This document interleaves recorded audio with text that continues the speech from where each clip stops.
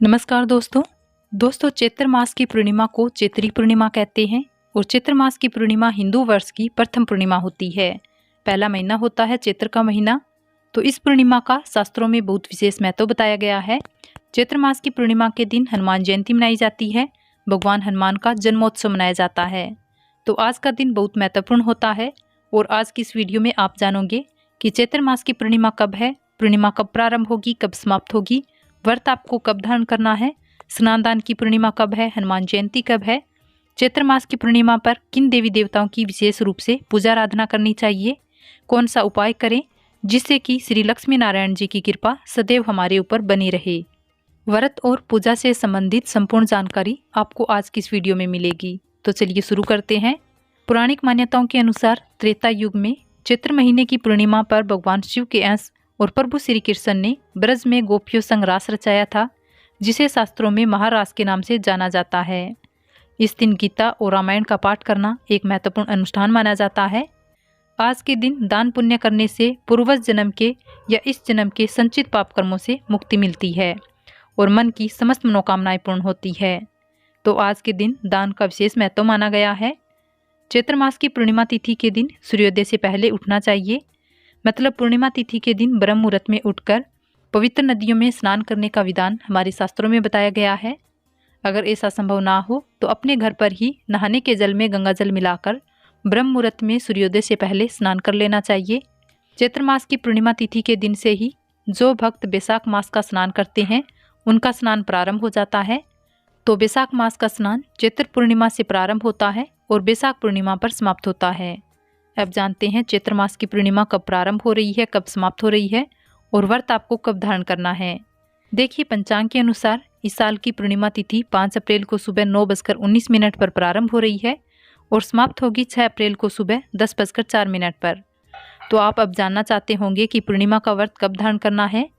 तो देखिए, पूर्णिमा के व्रत में चंद्रमा को अर्घ्य देकर अपना व्रत पूर्ण करते हैं। पूर्णिमा का चंद्रमा हमें प्राप्त हो रहा है 5 अप्रैल को, इसलिए जो भक्त पूर्णिमा का व्रत धारण करना चाहते हैं 5 अप्रैल को व्रत धारण करेंगे। लेकिन सूर्योदयकालीन तिथि के अनुसार पूर्णिमा 6 अप्रैल को प्राप्त हो रही है, तो स्नान करने की पूर्णिमा 6 अप्रैल को है। दान आप 5 अप्रैल को भी कर सकते हैं, 6 अप्रैल को भी कर सकते हैं। दोस्तों, अब जान लेते हैं कि हनुमान जयंती किस दिन होगी। सूर्योदयकालीन तिथि में ही हनुमान जी का जन्मोत्सव मनाया जाता है। तो 6 अप्रैल को हनुमान जी की जयंती होगी, हनुमान जी का जन्मोत्सव मनाया जाएगा। पूर्णिमा तिथि के दिन प्रातःकाल जल्दी उठना चाहिए। उठकर नित्य क्रिया से निवृत्त होकर पवित्र नदी में स्नान करना चाहिए। अगर आप पवित्र नदी में स्नान नहीं कर सकते हैं तो घर में ही नहाने के जल में थोड़ा सा गंगा जल मिलाकर उस जल से आप स्नान कर सकते हैं। उसके बाद साफ स्वस्थ वस्त्र धारण कर भगवान सूर्यदेव को जल अर्पित कीजिए। इसके बाद अपने घर के मंदिर में जैसे आप प्रतिदिन पूजा करते हैं उसी प्रकार से आज आप पूजा कर लीजिए। जैसे कि पूर्णिमा तिथि के दिन श्री लक्ष्मी नारायण जी की विशेष पूजा आराधना की जाती है, क्योंकि ये तिथि माँ लक्ष्मी जी को अत्यंत प्रिय है। शास्त्रों के अनुसार पूर्णिमा तिथि के दिन श्री लक्ष्मी नारायण जी की आराधना करने से समस्त प्रकार के पाप कर्मों से मुक्ति मिल जाती है और समस्त प्रकार के सुखों की प्राप्ति होती है। इसलिए आज के दिन विशेष रूप से लक्ष्मी नारायण जी की संयुक्त रूप से पूजा की जाती है। पूर्णिमा तिथि पर चंद्रदेव की विशेष रूप से आराधना की जाती है। चंद्रदेव को अर्घ्य दिया जाता है। प्रतिदिन की नित्य पूजा करने के बाद आपको भगवान श्री लक्ष्मी नारायण जी की पूजा आराधना करनी है। बहुत से भक्त इस दिन व्रत धारण करते हैं, तो आपको अपने दाहिने हाथ में अक्षत, पुष्प और जल लेकर व्रत का संकल्प लेना है कि आज आप पूर्णिमा तिथि का व्रत धारण कर रही हैं। इसके साथ ही आप अपनी किसी विशेष मनोकामना पूर्ति के लिए व्रत धारण कर रहे हैं, तो वो मनोकामना भगवान श्री विष्णु के सामने कहें और उसे शीघ्र पूर्ण करने की कामना करें।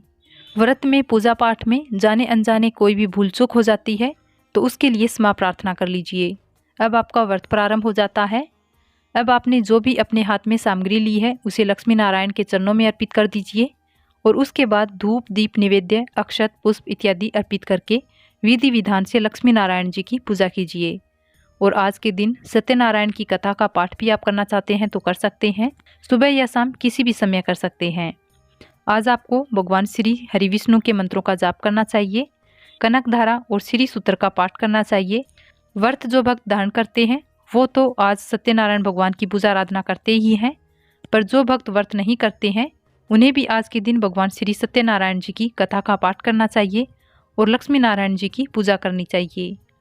आज चंद्रमा को अर्घ्य जरूर देना चाहिए। कोई भी दे सकता है, बिना व्रत किए भी आप शाम के समय चंद्रमा उदित होते हैं तो उन्हें अर्घ्य जरूर दें। पूर्णिमा के दिन देव वृक्षों के पूजन से माँ लक्ष्मी और श्री हरि विष्णु जी की कृपा प्राप्त होती है। आज के दिन आप पीपल वृक्ष के नीचे जाकर उसमें जल अर्पित कीजिए, कच्चा दूध अर्पित कीजिए और धूप दीप निवेद्य से पीपल वृक्ष की पूजा कीजिए। वहीं बैठकर आपको माँ लक्ष्मी के श्री हरि विष्णु के मंत्रों का जाप भी करना चाहिए। घर के आसपास अगर बेलपत्र का वृक्ष हो या आंवले का वृक्ष हो, केले का पौधा हो, तो वहाँ भी आप इसी प्रकार से जल और कच्चा दूध अर्पित करके धूप दीप से उनकी पूजा कर सकते हैं। किसी भी देव वृक्ष की पूजा करने के बाद उसकी परिक्रमा जरूर करनी चाहिए। आप 7 परिक्रमा कर सकते हैं या 4 परिक्रमा भी कर सकते हैं। चैत्र मास की पूर्णिमा तिथि पर हनुमान जयंती मनाई जाती है, तो विशेष रूप से हनुमान जी की आराधना की जाती है। हनुमान जी के मंत्रों का जप करना चाहिए। किसी भी हनुमान मंदिर में जाकर हनुमान जी के दर्शन कीजिए, उन्हें बूंदी के लड्डू अर्पित कीजिए और वहीं बैठकर हनुमान चालीसा का कम से कम 3 बार पाठ कीजिए।